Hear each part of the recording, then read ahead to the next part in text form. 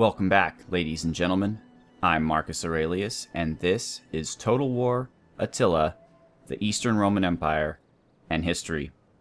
And all I did was load up my save game, but this general here, Flavius Timasius, who I believe is in the Parthian Legion, he gained a trait out of favor, which loses him one personal influence. I don't know how that happens. I guess another thing that I am ignorant about in this game is how most traits come about. And that one's a pretty bad one. Although I don't think he's in my family, but I'm not sure. Anyway, we more than likely, when this turn ends, are going to be attacked by the Visigoths. One thing I did between episodes is I moved all the troops to one general, and I sent the other general behind the safe walls of Serdica. That doesn't mean he can't be sieged, but at least it means that the Visigoths will most likely attack my main stack. And I'm not saying we can win this battle. In fact, we most likely will lose this battle, but my goal is to put such grievous losses upon the Visigoths that the Emperor can then come in with his army, which is being assembled, and mop them up. But before we start the battle, I think it's important to talk about who these people are. Who are these Visigoths, Alaric, and what are they doing here? Why are they in our lands attacking us? So, to understand the Visigoths, you have to kind of go back a little bit in history, and so I will do this before I start the battle. Basically, when the Huns appeared, roughly in the 370s, the Goths at first fought against them, but eventually decided that they could not defeat them, and so they migrated en masse to the Danube, where they sent envoys to the emperor in Constantinople, who at the time was Emperor Valens, and they asked him for permission to settle in Thrace. The emperor said, "Sure, come on in." He thought it was actually an incredible boon for the empire because they would be able to utilize the Goths as troops, which then would take up the requirement that Roman citizens would have to be troops, and so the provinces could pay taxes instead of sending men to battle, basically.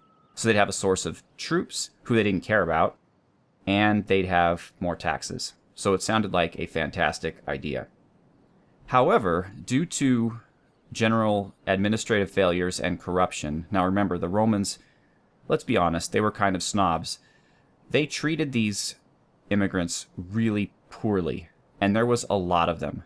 The counts couldn't possibly be made, but let's just say it was around 200,000 of them. So just imagine today, if 200,000 people moved from one place to another. It'd be very hard to have the infrastructure in place to take care of them. But put on top of that corrupt officials who did horrible things. Like these Goths, they really did intend to help the empire, but the Roman generals would trade them food in place of slaves. So they would ask the Goths to give them their own people as slaves in order to eat crappy food. When they did deliver food, it was rotten and wormy, and they would just constantly prey on the Goths until finally the Goths just couldn't take it anymore, and they rose up. Eventually that led to the Battle of Adrianople, which is a city around here, and the Emperor Valens raised an army, and he asked the West also to raise an army, and they were going to converge together upon the Goths at Adrianople. However, Valens got there first, and he was told that the Goths were weak. There was only about 10,000 soldiers, and he made the call to attack. Unfortunately, the Gothic cavalry, who was far away, came in and just destroyed the Romans. The Romans were crushed, and Valens was killed. This was a huge deal, because Rome survived partly on the notion that it was blessed and that it was invincible and that it could not be beaten. So to see a Roman army destroyed by barbarians and to see the emperor killed sent shockwaves throughout the world and showed the other tribes on the borders that Rome was not as strong as it appeared to be, that Rome could be beaten. And that opened the floodgates and really put Rome in a precarious position. Now, eventually, the Emperor Theodosius I, or Theodosius the Great, was able to defeat the Goths, was able to put them back on their heels, and finally was able to get concessions from them. So the situation kind of normalized. The Goths, once again, per Theodosius, were able to settle in Thrace, but they were supposed to provide military units.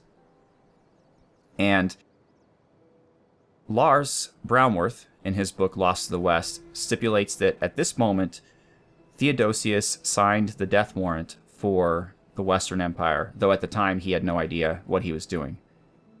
What Lars means is that by allowing all of these Goths into the Roman military, they effectively barbarianized the military. So not only the line soldiers, but their commanders, they were federates, they were allies. They didn't integrate smoothly into the legions. And so their leaders were Germans, and the highest generals and the military officers with the highest influence were also German. So what ended up happening is you had puppet emperors in both the East and the West that were being controlled by their German generals. And Arcadius was one such emperor, historically. I am going to play him as a strong leader, but historically he was, again, just kind of a puppet ruler with the different advisors and Germanic generals vying for influence. So let's see what happens. Maybe we'll get lucky. Let's see what the Visigoths do. They may just go raid other things.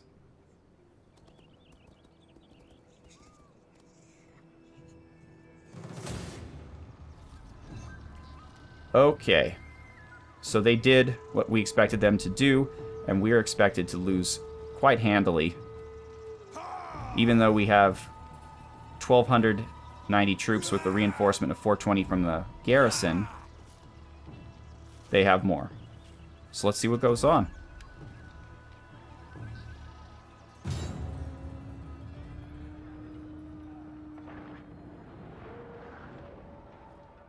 So after Theodosius got the situation under control, and the Huns were, not the Huns, I'm sorry, the Goths were incorporated into the Roman military and settled in Thrace, the Huns appeared into the Roman sphere, and they caused a lot of devastation. They beat up a lot of Roman armies, both in the east and the west. They got to the gates of Rome and almost sacked it, but didn't.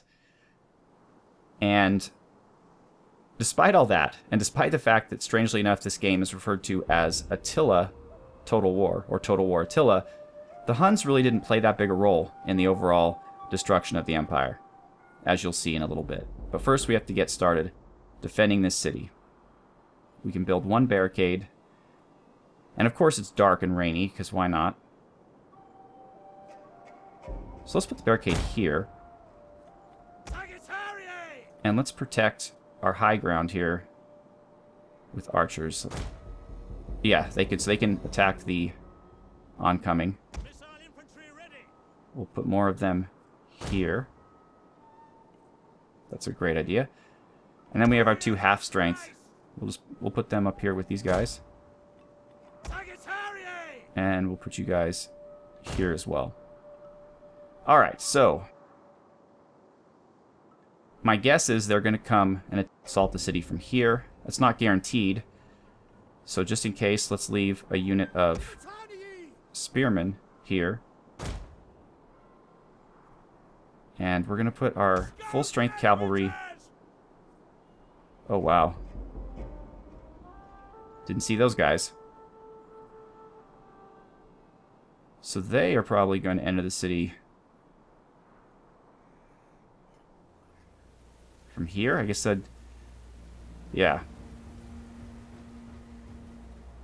Okay, wow. So actually, we're kind of in trouble here, because being attacked from two sides will make us even more weak than we were before, because we're spread out.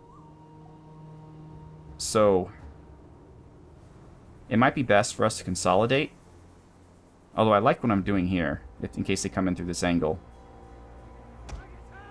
But we need some archers on this end as well.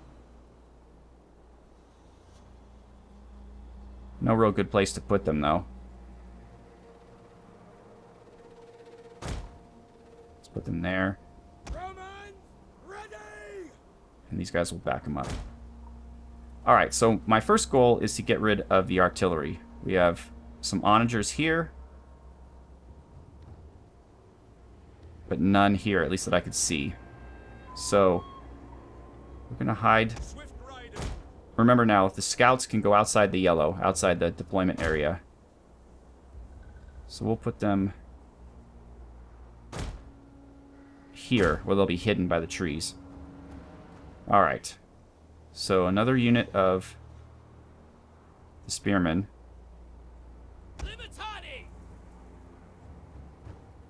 We'll put here, just to kind of guard this entrance.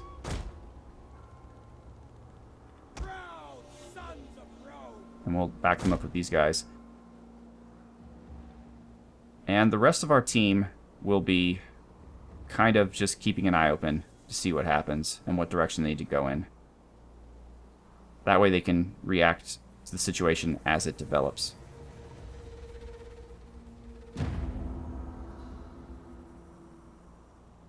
Let's see. Hold these walls or die, men.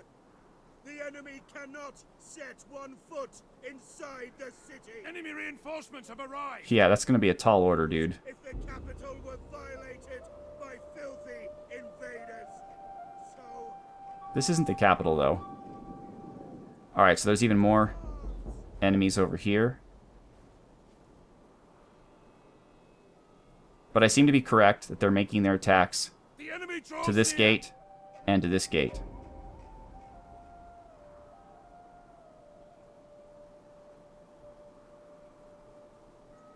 So one way the Huns precipitated the fall of Rome, even if they didn't do it themselves by conquering territory, is by destroying the armies and just weakening them. They allowed the barbarian generals to gain the level of power that they had. Okay, let's go to half speed here.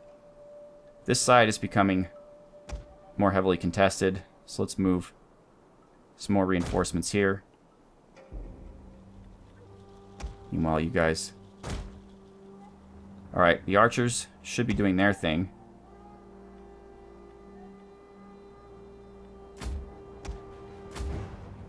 Okay.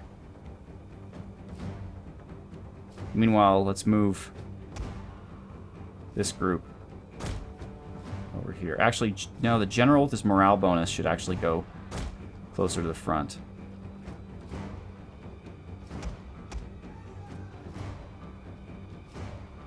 And, oh boy, this is hard. Let's move this guy over here. Half-strength swordsman over here. And this guy will stay in the middle, go wherever they're needed, as will the cavalry. Okay, so it looks like they're already abandoning their onagers, which is a perfect opportunity for our scout equites.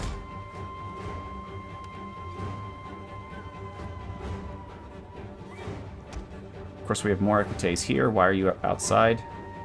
I probably did that. No point in being inside the town, but perhaps we can attack from behind at some point, so let's get over there. Okay, battle has been joined here, or at least skirmishing.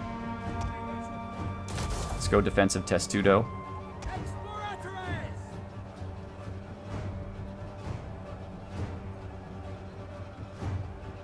Our guys are in even combat. That's pretty good. Let's go back to half speed real quick, just because we have to fight two sides at once. Our archers here should start firing. That would certainly be nice. It's within their range. And they are. That's good. Okay.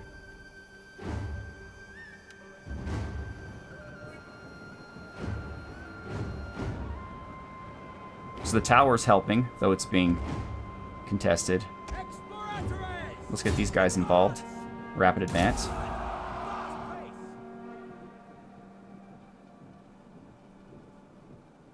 Alright, these guys are coming really slow. The men have thrown down their weapons and are fleeing. Who? Who's fleeing?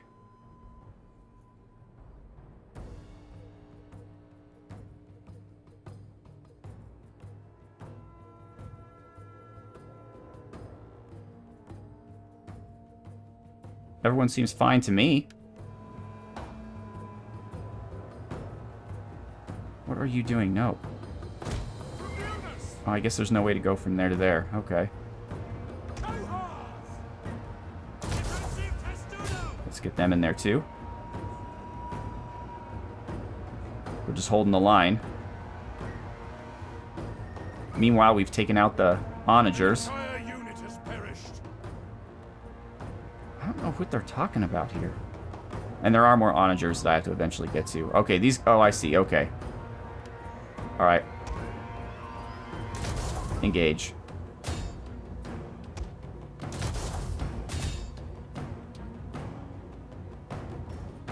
We don't have much choice otherwise. Oh, here's the general. Reconnaissance is a terrible, terrible skill. Doesn't help our army at all. So he's just going to stay there and let his passive morale bonus help as much as it can. Join up. And the archers continue to fire. Alright. You go after the archers. You go out here. And try to get... Oh, they have cavalry flanking there. How about you come around here? Alright, wow, we are just not impressive. How are we doing over here? We're actually doing well over here. Probably with the help of the archers. Oh, you know what? I didn't go over our troops, really. So we have the Limitane border guards, which historically were the part of the army that was supposed to guard the frontiers. They were poorly trained, poorly equipped, and it was really the Comitatenses who were the field armies, but these guys were manning the forts on the borders. Now in this game, it's actually an upgrade. You start off with the Limitane, and then as your technology goes up, you upgrade them to the Comitatenses, which I think, as far as game mechanics are concerned, is probably for the best. But obviously that's not how it was historically. They were both two separate forces. Now the Cohorts are actually the old Roman legion style. They have the sword and the javelin that they throw. They get upgraded later to the Legio, or Legio. We have our Sagittarii, which are lightly armored bowmen. The Scout Equites. And these guys, the Exploratores, who are basically just scouts, I guess. They say they're mounted in the description, but obviously they're not. We are not having a good time over in this theater. Let's bring these guys over quickly, and these guys. At speed, fellows. So the cool thing about the Cohorts is they could throw their javelins before they attack. I thought I ordered you to attack these bowmen. Is there a particular reason you are not following my order? Oh, probably because the speed is so slow. Our men have rallied. Good.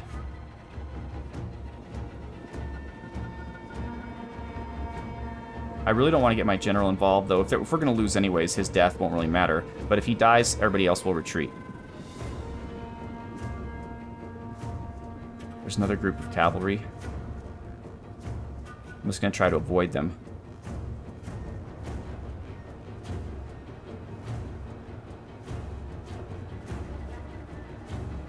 These guys are entering the battle. The men are running. Stand and fight, damn you! All right. And we are doing really well on this side. Really well. So well, in fact, that we need to send these guys over here. We're doing incredibly well. Actually, this guy's starting to falter. But we could sick the cavalry on them. That seems like a good plan. Okay, archers, thank you for your service, though it's no longer needed. Now we need you up here.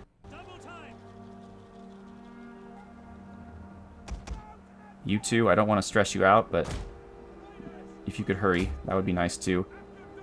Alright, here comes our cavalry here. I've lost track of their cavalry. They must be hidden in the woods somewhere. The men are broken and are fleeing. I'm not sure which men you're referring to.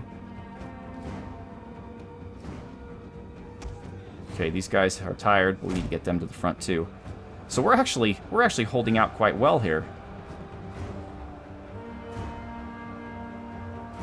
We're using our superiority at arms to kind of bottleneck them.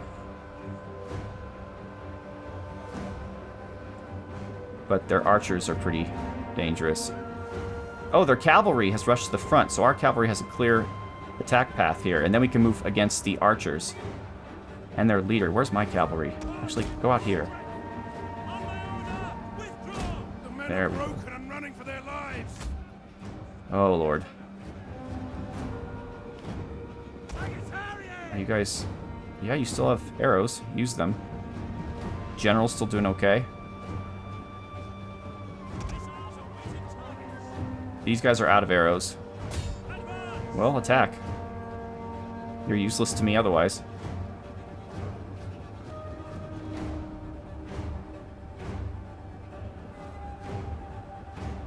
Come on, get to those onagers, man. Let's take a look at it. Oh, jeez. Imagine being here. I mean, that would be really tough.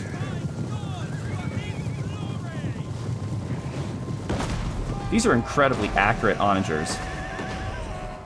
Okay, that was fun. But back to the trouble spot. Alright. Cavalry, do your thing. You attack these guys. And you attack these guys. They've taken over our tower, and now they're using our own tower against us. That's wonderful. The forces have found their courage. Back to the fight. Who? Now, one thing I didn't account for is if these guys decide to rally, we have no one to stop them. But that's alright. Oh, good, good. We've taken their onagers out. Compared to the siege engines, though, in, like, Medieval 2, these guys are incredibly accurate.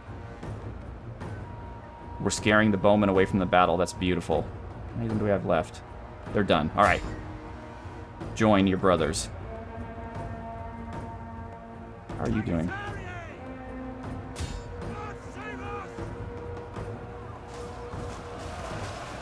We're losing some morale, though. Can you move a bit closer? Uh-oh. From over here? No.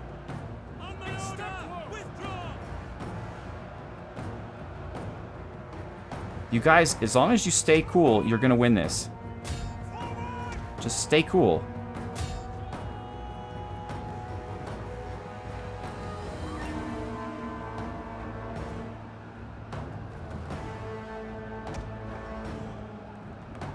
And you need to go a little faster.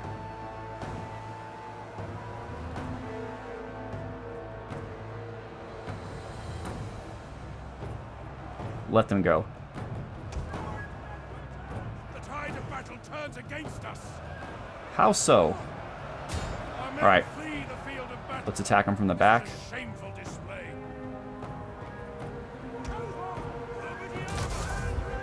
Maybe... Is that why you're going so slow? Because you're in your testudo? Or did I just put you in your testudo? I can't really tell when it's on and when it's off.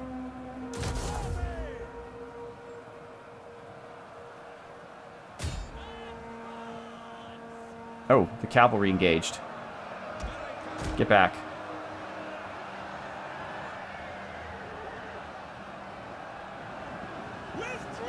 And that was the end of them. Men are broken and running for their lives. Victory! Make up your mind. Is it victory or the men broken and running for their lives?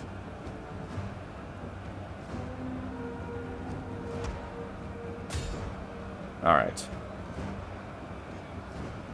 So anyway, much later in the history of the East, in the reign of Emperor Leo, he was able to throw off the yoke of the barbarian generals. The Western Emperor tried to do it as well. He assassinated his barbarian general, but then he in turn was killed.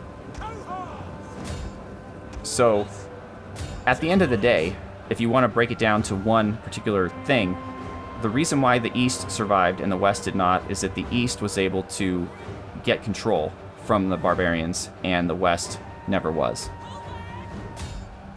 The men are broken and are fleeing. Alright. We need to get the general involved. Oh, he is kind of involved already.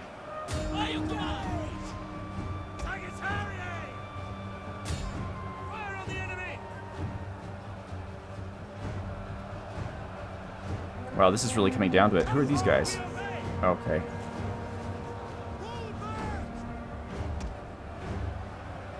Alright.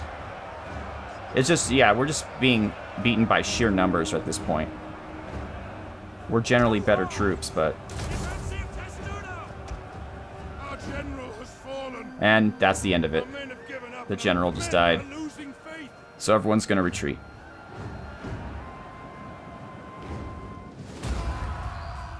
Oh, well. So, before I end the episode, I will say that the last Western emperor, Romulus Augustulus, and by the way, Augustulus means little Augustus, or little emperor, because he was so ineffective. He was deposed by his Germanic general by the name of Odoacer, and he was sent into exile. Odoacer wouldn't even kill him. He was so pathetic that he just sent him into exile. History doesn't even record where and when Romulus died, because at that point he was so insignificant to history. And this all took place in September of 476. So when people say, when did the West fall? They typically say September 476, because that's when Odoacer deposed the last emperor. Now, the German generals had been running the West for a number of years prior to that, but they always did so in the name of the emperor. This was the first time where a general just said, you know what, I don't even need the emperor, I'm just going to rule things on my own and get rid of him.